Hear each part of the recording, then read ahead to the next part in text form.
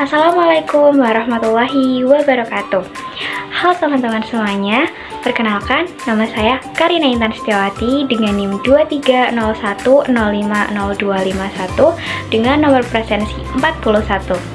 Di sini saya akan menjelaskan mengenai keselamatan dan kesehatan kerja di laboratorium.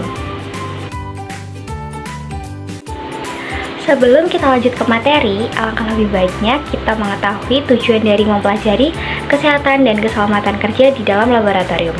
Adapun tujuan mempelajari keselamatan dan kesehatan kerja di laboratorium yaitu yang pertama, mengetahui dan menguasai dasar-dasar tentang keselamatan dan kesehatan kerja di laboratorium, dan yang kedua, mengetahui upaya-upaya dalam rangka menjaga keselamatan dan kesehatan kerja di laboratorium.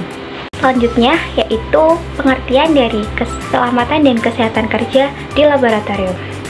Keselamatan dan kesehatan kerja atau yang biasa disingkat K3 laboratorium adalah segala bentuk upaya yang dilakukan untuk menciptakan keselamatan dan kesehatan pekerja di laboratorium dan alat-alat laboratorium dari risiko-risiko di dalam laboratorium. Adapun tujuan dari K3 sendiri yaitu saya mengambil dua tujuan. Yang pertama, mengurangi risiko kecelakaan kerja pada praktikan, dan yang kedua, mencegah terjadinya kerusakan alat. Selanjutnya yaitu alat keselamatan dan kesehatan kerja laboratorium. Alat keselamatan dan kesehatan kerja laboratorium dibagi menjadi dua, yaitu alat keselamatan prosedur kerja dan juga alat keselamatan pertolongan pertama. Alat keselamatan prosedur kerja yaitu alat yang digunakan untuk menunjang keselamatan pada proses praktikum yang meliputi jas laboratorium, sarung tangan latex, kacamata pelindung, masker, sepatu, ada juga penjepit tabung reaksi, dan juga pipet tetes.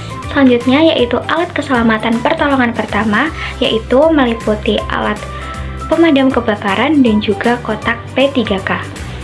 Selanjutnya yaitu sebab-sebab terjadinya kecelakaan di laboratorium. Yang pertama, kurangnya pengetahuan dan pemahaman tentang bahan-bahan kimia dan proses-proses serta peralatan yang digunakan. Yang kedua, kurang jelasnya petunjuk kegiatan laboratorium dan kurangnya pengawasan.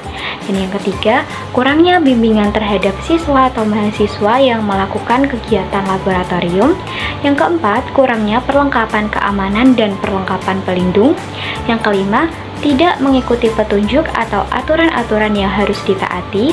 Yang keenam, tidak menggunakan perlengkapan pelindung yang seharusnya digunakan atau menggunakan peralatan atau bahan yang tidak sesuai. Dan yang terakhir yaitu tidak bersikap hati-hati dalam melakukan kegiatan.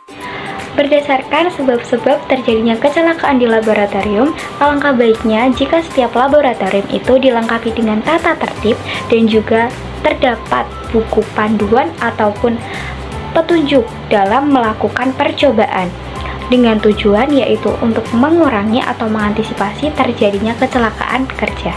Untuk selanjutnya yaitu prosedur yang harus ditaati saat sebelum bekerja di dalam laboratorium. Pertama, menggunakan jas laboratorium sesuai dengan ketentuan. Selanjutnya yaitu menggunakan sepatu yang menutupi seluruh bagian kaki. Selanjutnya yaitu menggunakan masker dan sarung tangan. Lalu selanjutnya yaitu perilaku yang tidak boleh dilakukan saat bekerja di laboratorium. Yang pertama yaitu jangan menggunakan HP di dalam laboratorium agar kita fokus terhadap apa yang kita kerjakan. Untuk selanjutnya yaitu jangan makan dan minum di dalam laboratorium. Dan yang terakhir yaitu buanglah limbah pada tempat yang sudah disediakan sesuai dengan jenis limbah. Demikianlah penjelasan mengenai materi keselamatan dan kesehatan kerja di laboratorium.